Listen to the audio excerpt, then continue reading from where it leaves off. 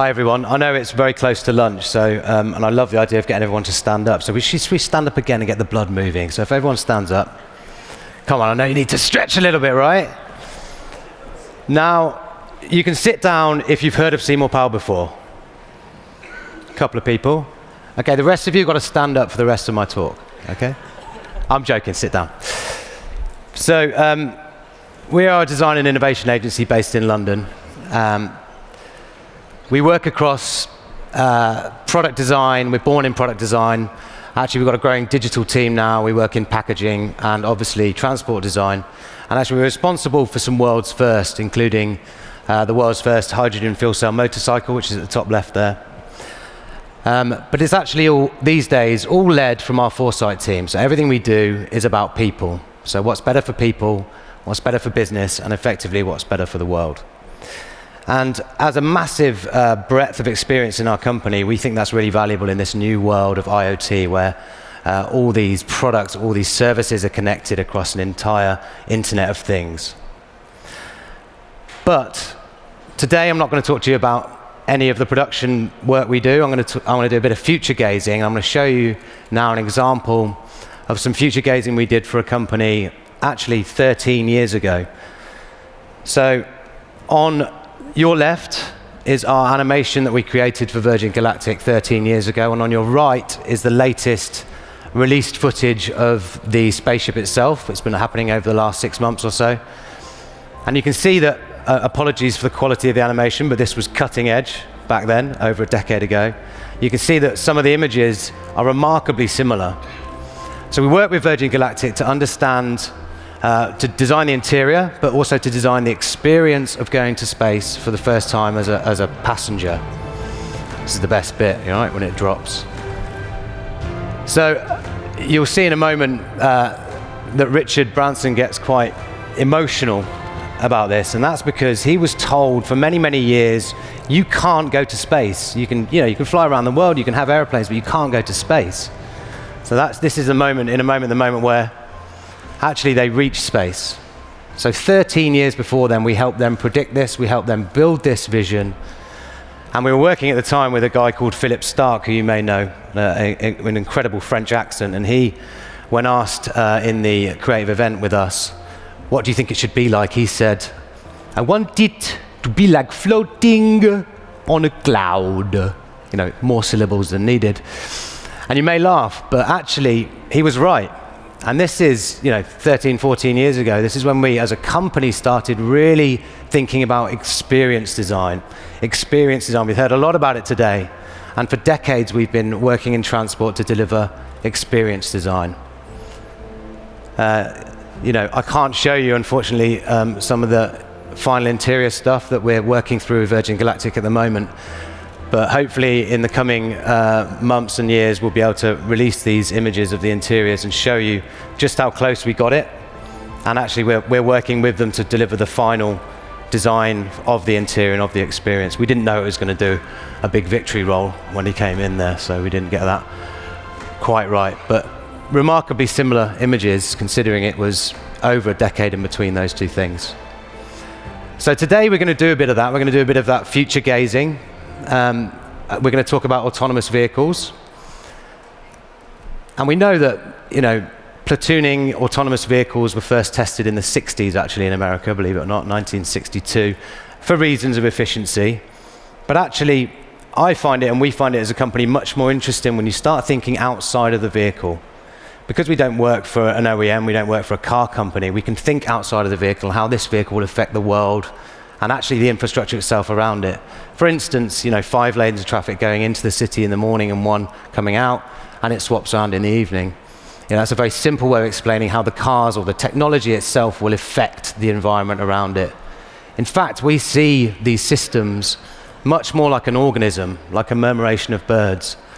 And people always say to me, in the pub normally, what will happen when someone drives into this autonomous system in a car that's not autonomous? If you watch these birds on here, you'll actually see that they're parting and moving away there because they're being attacked. And that's kind of the way I imagine that these systems will react in the really hard bit, right? The bit from now until level 4 and 5. This is how those systems will react to outside influences like a guy in a car that isn't autonomous ready.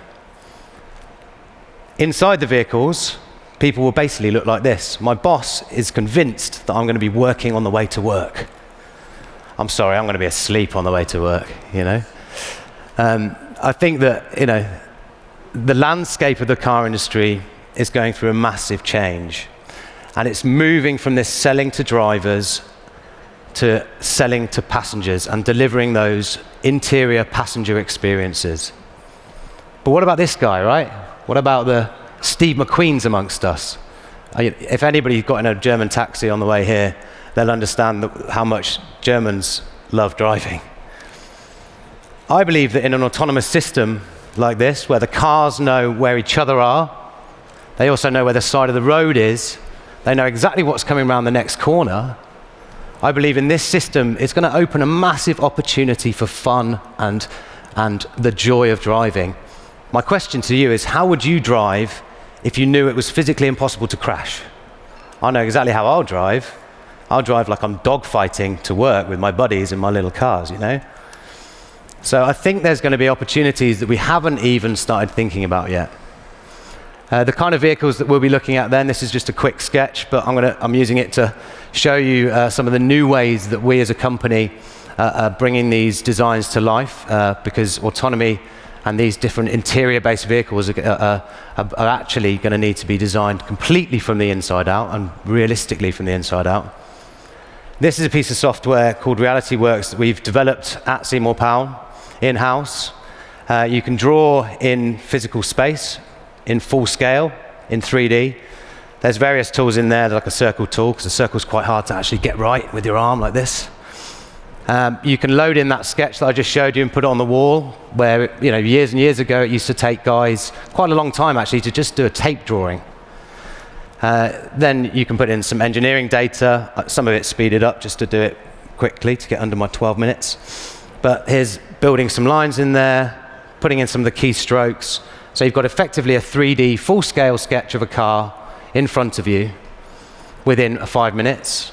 I mean, a sketch is fine, right? But these white lines, this is about building on top of that sketch, making this thing a little bit more real, making this thing a bit more accurate.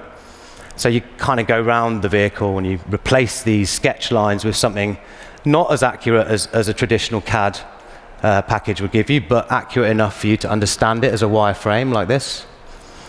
But a wireframe only gives you a certain amount of that. What you need is some volume. So you can pull a surface from one of these things to another right in front of you in thin air, essentially, with your new superpowers. And you can then start just fleshing out the volume of the vehicle. Now, in the past, it took 10 guys many, many months to create a clay model. Quite an expensive process, and I don't believe this is going to replace that in any way, but what I do believe is that within 20 minutes, I've walked around my sketch, I've sat inside my sketch. That's Fido. He's the dog that represents the point in the road that you have to look down to see. And there's a traffic light in there as well. And these are the European headlight regulations, so we understand exactly where to put the lights. What we're trying to do with this software is gamify design itself, gamify the rule book, which I would completely ignore if I was just doing a sketch at my desk, just make the wheels massive. And you'll see at the bottom of the screen here, it says collaborate. That's because from anywhere in the world, at any point, you can invite someone in to design with you around that physical object, to design with you in VR. You can also present within VR. So it's completely changing the way we collaborate. Being able to design from the inside out is a very, very powerful thing when you're talking about autonomy. We've heard a lot about designing experiences, designing cars, so that people feel great inside the vehicles. They're going to be doing very different things. This concept is called Quarter Car, or the toaster, as we call it in the office, because it's kind of toaster-shaped. And it's kind of a future Uber pool, a future ride-share service. It's split down the middle both ways, so you've got, hence the name Quarter Car. And you can book out one of those private little sections, and from our knowledge from the aircraft industry, especially business class seating design, you can then also lower the dividers and share the space in various different ways. You can see there's a bit of the entertainment on the glass that we were talking about, that Peter was talking about earlier. But you can also book out the entire car as a family or as a group of friends. So it's changing the way we look at these things, you know?